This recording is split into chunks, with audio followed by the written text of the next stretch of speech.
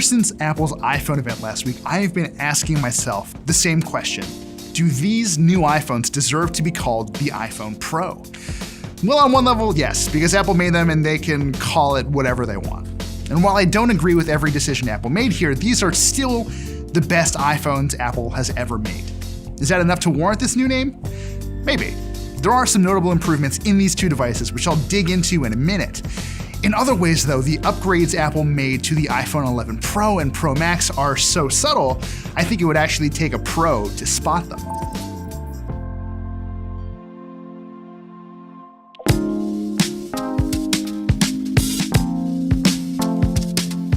Before we go any further, let's just get a couple things out of the way. Apart from their different size screens and a really clear difference in battery life, the iPhone 11 Pro and the 11 Pro Max are basically identical. They use the same A13 Bionic chipset, they all have the same cameras, they both run iOS 13.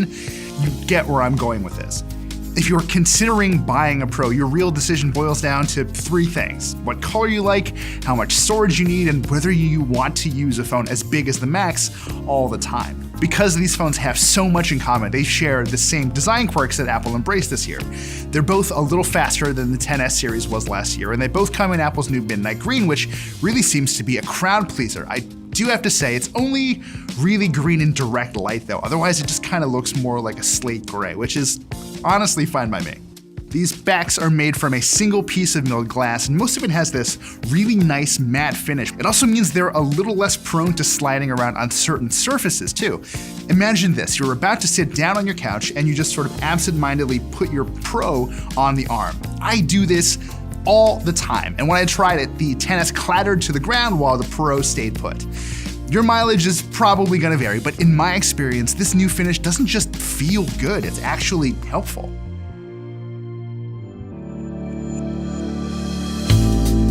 I wasn't too worried about the worst case scenario of dropping this thing because the Pros use what Apple calls the toughest glass you'll find in a smartphone, and there's reason to be skeptical there. I honestly can't test that without trying to destroy phones I do not own.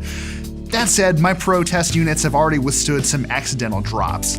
Just keep this in mind though, tough in this case seems to mean the glass won't shatter. It's still pretty easy to scratch, so a screen protector is probably a good idea. Now, remember when I said you'd have to be a pro to spot some of the changes Apple made here? Well, the iPhone Pro's screens are one of the best examples of that. Apple calls these panels Super Retina XDR displays, and that kind of bombastic branding suggests we can expect some eye-catching improvements. About that, these are great screens, but they're not dramatically better than the ones from a year ago. Screen brightness tops out at around 800 nits instead of the 600 something we got in the XS series, but the Pros aren't that much more readable in broad daylight than those older phones were, if at all, actually. The difference is most notable when you're watching 4K HDR video, where the brightness peaks at around 1200 nits during really bright scenes. Even then though, you're not going to notice the difference unless you have the new expensive phone right next to the old expensive phone. That's not all. Remember 3D Touch, that pressure-sensitive screen tech that Apple pushed for a few years? Well, it's finally gone, and if you really miss it, like I did, which I'm in the minority on, I'm sure of that, you can long press on app icons to access the same shortcuts. Most people I know never actually used it though, so losing it here makes a lot of sense. Performance is another one of those areas where you might not see a huge difference, but that really depends on where you're coming from. If you haven't upgraded your phone in a while, the iPhone 11 Pro and Pro Max will feel fantastically quick thanks to Apple's new A13 Bionic chipset.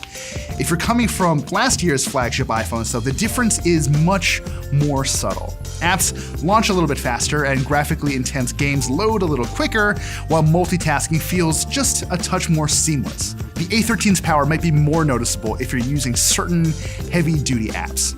Since Apple execs spent a lot of time on stage last week talking about video recording, I tried exporting 13 minutes of 4K 60 frame per second video in iMovie. It took 18 minutes for the Pro and Pro Max to render that final 5.7 gig file, compared to about 21 minutes on last year's XS and XS Max. That's a decent improvement, but maybe not earth-shaking.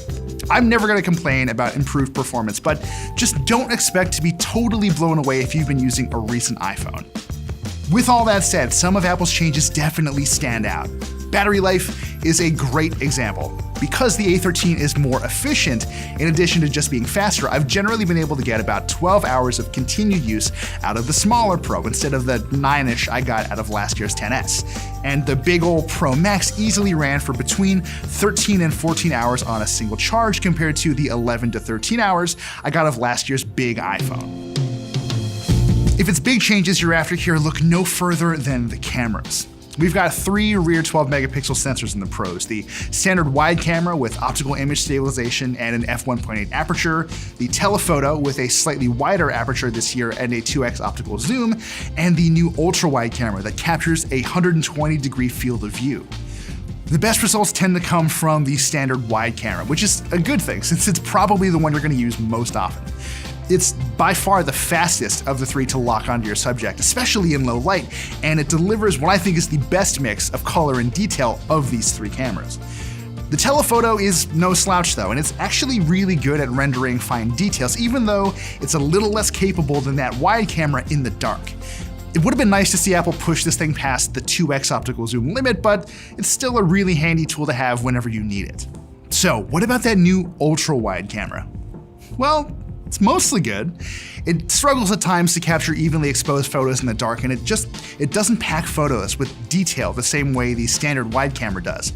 There's still a decent amount of it there, especially when you're shooting in bright conditions. It's just not as much as the other cameras, and that's kind of not the point. This camera is all about giving your photos more space and context.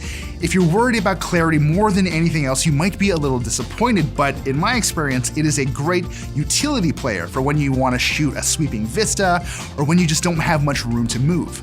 In other words, it's good enough for what it's supposed to do. They have their quirks, but by and large, these are excellent cameras, and I know some of you are probably wondering how they stack up to competitors like the Note 10 and the Pixel 3. Honestly, it's kind of hard to make definitive statements because they all kind of have different motives. Samsung cameras process photos to have very vivid colors and lots of detail, so your photos almost look like an idealized version of what you actually shot. Apple's 3 cameras here are geared more towards capturing the world as you see it, even if features like Smart HDR selectively amp up the color and exposure more than it used to. And Google's Pixels, well, they sort of land somewhere in between those approaches, though that could change once the Pixel 4s come out. Let me put this another way. The photos I took with the Galaxy Note 10 are the ones I'd most like to post on Instagram with the no-filter hashtag. The photos I shot with the iPhone 11 Pros are the ones I'd most like to throw into Lightroom and have some fun with. Which phone actually takes the best photos is a matter of preference, I think, but Apple's cameras here are clever and capable enough that you won't really feel like you're missing out on anything. There are just a few other additions I should point out here. QuickTake makes it easy to switch from framing up a photo to shooting a video by holding the shutter button down. There's also a high key light mono setting for the portrait mode, which snaps a black and white headshot of your subject with a bone white background. These results can be pretty impressive, just as long as you make sure no one's behind your subject. Otherwise, the camera turns them into literal ghouls that will clutter up your shot. Apple also added a night mode this year, which works pretty differently compared to what you'd see on a Samsung or a Google phone. The camera will recognize when you're shooting in the dark and automatically enable night mode. That is to say, you can turn it off before you shoot, but you can't really prevent it from turning on in the first place. And the results are maybe not quite as striking as what you might get out of a Pixel, but that's again sort of by design. Other phones' night modes tend to brighten up photos too much, as if they were trying to turn night into day. Apple's night photos are still plenty bright, but they feel like they were shot in the wee hours, and whether that's a good thing is again really up to you. There is just one catch though, you can't use the night mode with that ultra-wide camera at all. The 12 megapixel front camera isn't quite as interesting as what's around back, and as usual, it'll take nice selfies without a whole lot of fuss. Apple did add 2 notable features here though. Tapping a button widens the camera's field of view so you can squeeze a few more people into those selfies. You can now also shoot slow motion video, which works as well as you'd expect. You're gonna start seeing these Slofies everywhere, and while I hate the name, I figure I should just contribute my own before everyone goes crazy, so just enjoy the shot of what happens when I eat a handful of glitter. Kids, please don't try this at home. Oh, and the videos you shoot with the iPhone Pros are pretty great, actually. You can capture footage at up to 4K 60, and thanks to an assist from the Neural Engine, the pros did a surprisingly good job at adapting to changing conditions. Exposure was more consistent throughout, and I noticed a lot less noise than I expected.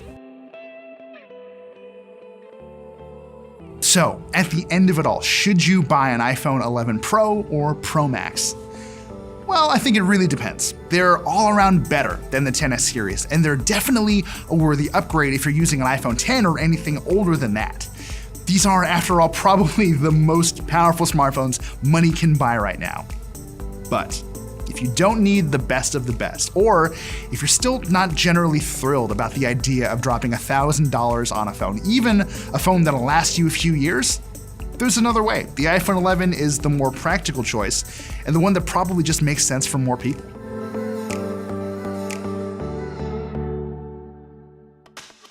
I've spent a lot of time testing these new phones, so I really appreciate you guys taking the time to watch our review. If you have any feedback or if you have any further questions you want us to try and dig into as we continue covering these devices, definitely let us know and be sure to subscribe.